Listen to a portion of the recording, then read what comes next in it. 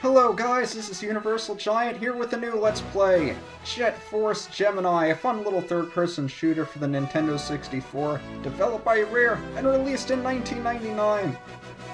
Old-fashioned third-person shooters, back before we had any idea what good controls were like and what good gameplay was like, but regardless, let's have some fun with this one, shall we? So, I would have taken the liberty of making a file already, so I wouldn't have to enter in the name for you guys, but unfortunately, if I do that, we're automatically sent into the beginning cutscene, and if I try to reset before it, then we skip the cutscene entirely. So let's see the opening cutscene. Of course, it starts off all nice and peaceful in space. Now, what they don't really tell you in the beginning, you kind of have to figure it out on your own, is that there's this big evil bug person named Mizar who's taken over a bunch of bear-like dudes for some unknown reason and enslaved them. And the only team that's been trying to save them is the Jet Force team, or the Jet Force Gemini team. I'm not entirely sure if the Federation is known as Jet Force Gemini, or Jet Force Gemini is just these three here. But we have our heroes. Juno is the male, Vela is the girl, and Lupus is the dog. And it looks like some of Mizar's bug dudes have made it up to the ship. Apparently all of the other troops in the Federation have been taken down, except for these three, who just so happen to be our heroes. But there we see the tribals and Mizar's drones that have taken over. They're mercilessly slaughtering these fellows and capturing them and enslaving them, and yeah, cartoon violence, T rating, it's a little bit worse than that. If you don't mind seeing bugs explode in wide arrays of colors and blood, then this probably isn't the game for you to watch. I'm not doing the opening cutscene justice, but regardless, their ship is being taken over by the drones, and Juno's not going to be able to make it to the escape ships. So he's going to stay behind, take down the drones, and make sure that the other two get off their ship safely. So we're not going to see them for a while. So there goes Vela and Lupus. I used to always pronounce Vela as Vela when I was a kid, V-E-L-A, but ever since I heard one person pronounce her name as Vela, I thought that sounded cooler. So off she goes. And Lupus the dog, believe it or not, we're going to be controlling a dog, which is going to be fun. But unfortunately, we have to start off with our male player here, Juno. So he heads down to his ship, and we get taken to what is essentially the hub for this game, where we get to select the other two members were they actually here. However, the only one we have to select is Juno. So let's get going with our first mission here.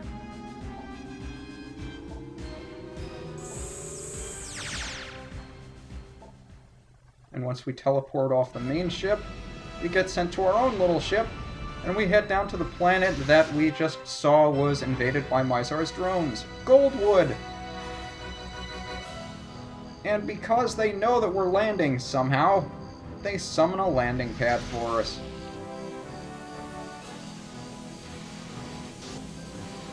And I hope you guys enjoy listening to the music that plays every time we land, because we're going to be hearing it at the beginning and end of every single mission. Isn't that fantastic? I like it, though. And now we finally get into some actual gameplay. I don't want to explain the controls. There are two different control schemes. You can figure out what they are on your own if you ever choose to play it. And I'm not going to bother reading all of these guys' text. If you'd like to read it, you can just pause the screen. I'll leave it on for a couple of seconds. If you want to read it, you can pause the video. But he's not going to tell us anything important. What is important is that we have a gun. We can stand in place, we can aim it, we can strafe, we can move while we're aiming. We can fire! It's awesome. We can jump.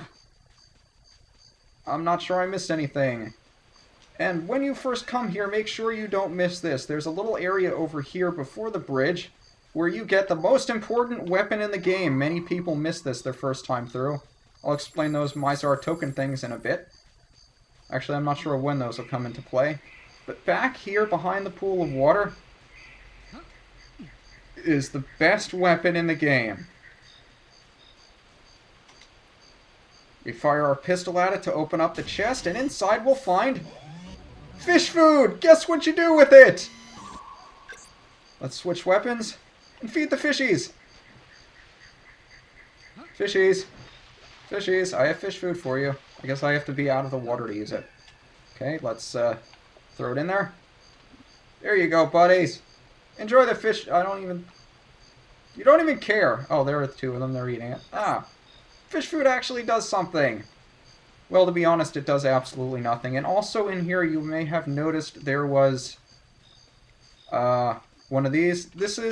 That may be the only fish food ammo refill in the game. But that's what ammo refills look like. Little ammo packs. The red ones will be full, the yellow ones will only be a small bit. I'll get into all of this stuff later on. Let's just head into this hut over here and talk to the leader of the tribals. Jeff! How you doing, Jeff?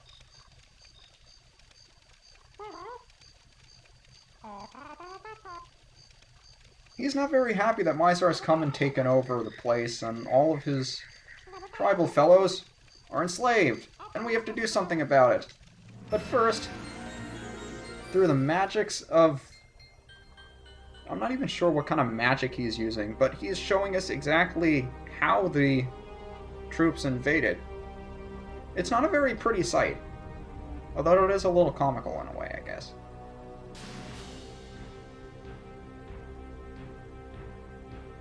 You really have to think. How does Mizar make so many little ant drones? And the purple dudes we're going to have to deal with a lot later. They're as strong as they look, trust me. But this scene really gives you an idea as to just the sheer number of troops we're going to be dealing with in this game.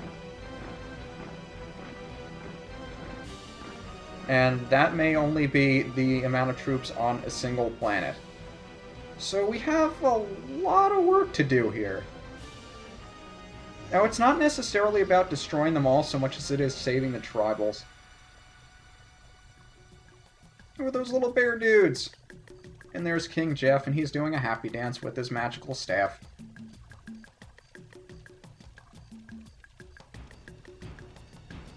Actually, that can't be Jeff, because he dies!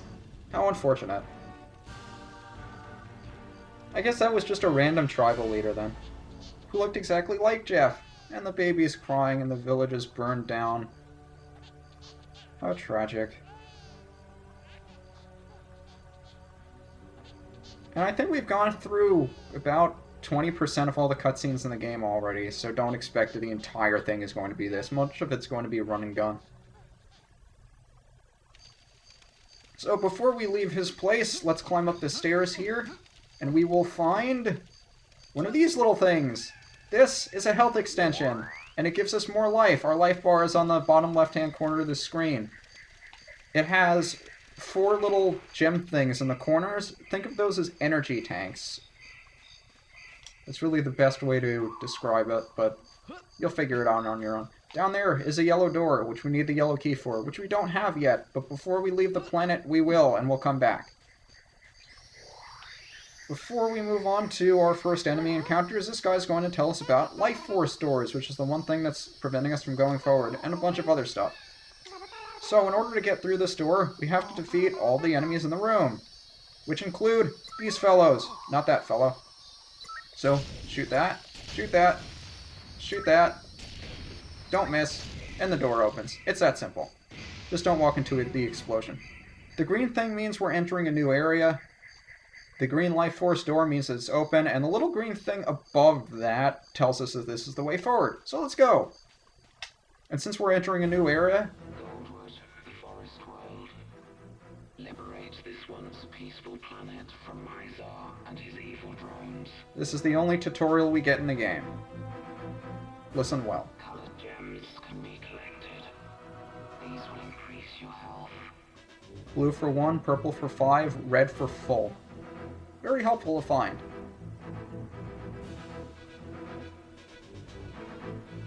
Beware of Mizar's soldier drones. They remain on Goldwood in great numbers. Though weak, they often travel in groups. Don't be caught off guard by sniper drones. They use the treetops as ambush points. Pick them off using manual targeting. And they can get pretty annoying later on. Believe me. These crates contain ammunition. Collect them to increase your supplies. The tall one is actually a capacity upgrade. Across the level, you will find the tribals. This bear-like race has been enslaved by Mizar.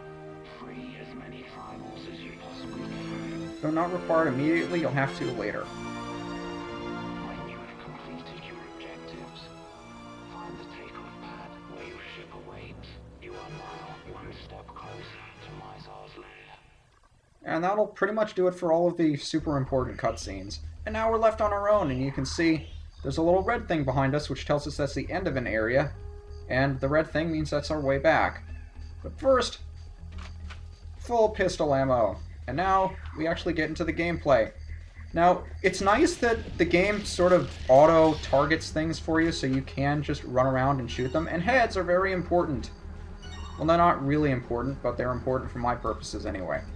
Because you unlock cheats with them for some reason, if you blow off their heads, and there is a sniper drone over there. Now, I'm probably going to play this game a little bit more conservatively than I need to, and I'll just do a lot of strafing out of the way to make sure that I don't get hurt too bad. And there's a tribal over there. He can take a couple of shots, but you really don't want him to get shot, so save them as soon as you can. Now we'll head into a village over here. It's been taken over, so let's shoot him up. Whee!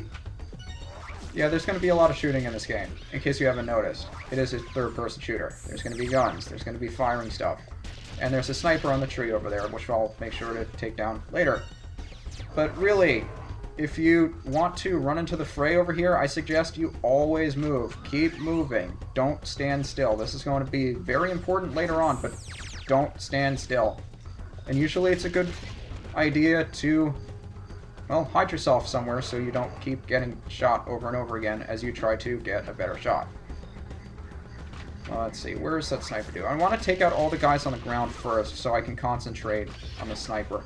That's usually how I play this game. I'm not exceptionally good at this game. I'm not the best at this. I've gotten better. I've taken practice, but by no means am I the best at this game. Nor will I try to be, so if anybody has any sort of advice that you'd like to give me on how to play this game better, let me know, and I'll be sure to blow it off. I mean, listen to it intently. Of course. So we head into this little side room here after we took down the sniper drone on top. We could have gone forward, but we decided to just keep going this way. Because there's fun stuff over here. Now, before I leave a planet, I'm going to try to accomplish as much as I possibly can. Even if it means having to complete the planet and come back later. So, that's going to be the case with this one, where we can't accomplish everything unless we decide to go back or come back here later. And I prefer not to have to come back.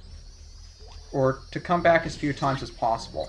So, yeah, we can't do everything on a planet on our first visit, no matter what planet it is. We're going to have to come back later. But I like to get as much out of the way as I possibly can now, and I think we want to... Phone! It wouldn't be one of my console LPs if it wasn't interrupted by a phone call, would it? No, it wouldn't. In fact, that's as much of an excuse to be able to do this whole thing over again, but I don't feel like it, because I'm lazy. So let's save as many tribals as we can before they die, and he is right in the line of fire. So save that last one, and then we'll kill people. Where are you guys? I say die. I'm going to be saying die a lot, because I'm actually killing you, unlike a lot of the other games where people didn't actually die, and you threw a grenade, you son of a bitch! Yeah, there's probably going to be quite a bit of cursing in here, too. Just because of the nature of the sport, you know. This is war and everything. Before you leave, inside this box is a key. The yellow key that I alluded to before! And by the way, we saved all 7 tribals in this area, so we can leave! Hooray! We have everything! Now I'm going to be going through these first areas pretty carelessly, unlike a lot of the later areas where I'm probably going to be taking my time. One area you want to take your time is down here, where there are proximity mines that are beeping, and they're flashing. So take the time to get rid of it. That's one. There are a bunch of others in here too. I'd like to take the ones further down, because they may take out the drones that are hiding behind those boxes there. Come on. Come on. There you go. I heard it squeal back there. Yeah, you may have noticed the sound effects they used for the drones in this game are the same voices that they use for pigs and such. And I guess that's the way most of you guys would identify with it, but the first time I ever heard those noises were, well, in this game, from these drones, so whenever I hear those pig noises, I think back to these ant drones. And once we make our way through this tunnel, well, we'll find that we're in a pretty familiar area. We're actually in the area that we started, and we realized that we wouldn't have been able to get out if we didn't collect the yellow key, because over here is the yellow key door. But there's a little green thing in the middle, which means we have it, and we can leave! Hooray! So we're back in the area we were in before, and we can continue forward. Now, there shouldn't be much left to this area, because we already have all the tribals, so before we go, down here is the second health extension of the area. And I believe that's everything here. So let's just go through this door. See the little red thing? That means we're done with the area! Only 35%, I must suck.